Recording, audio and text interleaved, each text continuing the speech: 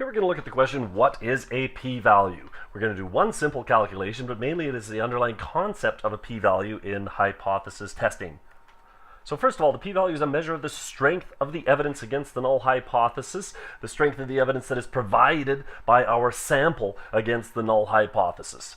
So the definition here is confusing to some people, not really super essential necessarily that you understand fully the definition, but it might help a little bit.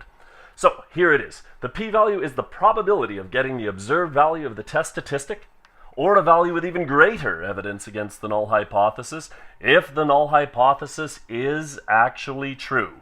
The probability of getting the observed value of the test statistic or a value with even greater evidence against the null hypothesis if the null hypothesis is actually true. So first of all, it is a probability, and it's a bit of a mouthful after that, but let's look at one specific case here first.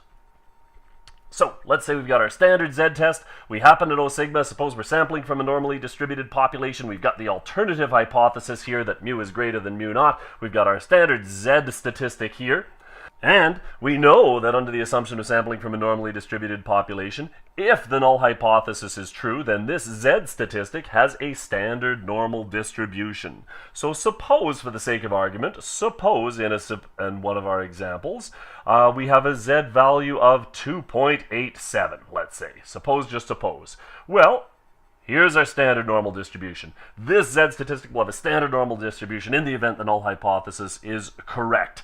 Now, if we look at our alternative hypothesis here, values in the right tail of this distribution will give evidence against the null in favor of the alternative. If mu is indeed greater than mu naught, we would expect this z statistic to be large, or tend to be at least larger than a random sample value from the standard normal distribution. So we get a z value of 2.87. It's out there somewhere.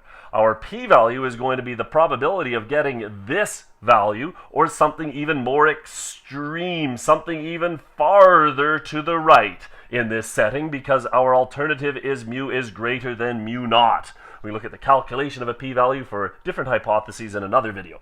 But this particular one, this area, you can find that from your standard normal curve in this particular setting. My p-value, to 3 decimal places anyway, is 0.002.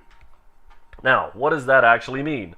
Well, in loose terms now, but very important type of stuff, if our p-value is really, really small, that's going to give us lots of evidence against the null hypothesis, because values way out here in the right tail are going to provide evidence against the null hypothesis and give us evidence that mu is actually greater than mu naught. So, the smaller the p-value, the greater the evidence against the null hypothesis. This is going to be important for us. The smaller the p-value, the greater the evidence against the null hypothesis.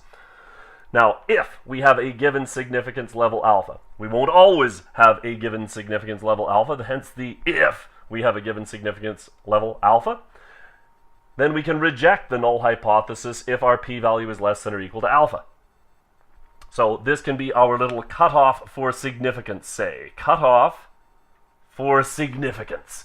If our p-value is less than or equal to alpha, we can reject the null at the alpha level of significance, or we can say that there is significant evidence against the null hypothesis. If your p-value is greater than alpha, then we do not have significant evidence against the null hypothesis, and we cannot reject the null hypothesis.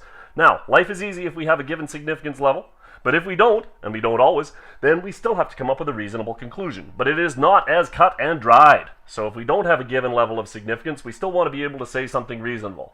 Now, to do so, we might want to think about the distribution of the p-value, and here is the distribution of the p-value under the null hypothesis. If the null hypothesis is actually true, this p-value has a uniform distribution between 0 and 1. And loosely speaking, any value between 0 and 1 is equally likely if the null hypothesis is true.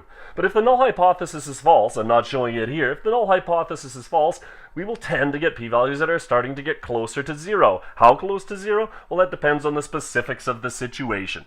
But our distribution will be moved a little bit more towards 0. So, when we get p-values that are small, closer to 0, this is providing evidence against the null hypothesis. Now, in a very, very loose guideline, and opinions would differ here. But for me, I'm going to say this. Very rough guideline. If your p-value is less than 0.01, we have very strong evidence against the null hypothesis. If your p-value falls between 0.01 and 0.05, then we still have strong evidence against the null hypothesis, but it's certainly not overwhelming by any stretch of the imagination. And if we take it out a little bit farther, well, between 0.05 and 0.1, we've got a little bit of evidence against the null hypothesis, depending on the problem, etc. But it's certainly not, wouldn't be considered in most spots to be very strong.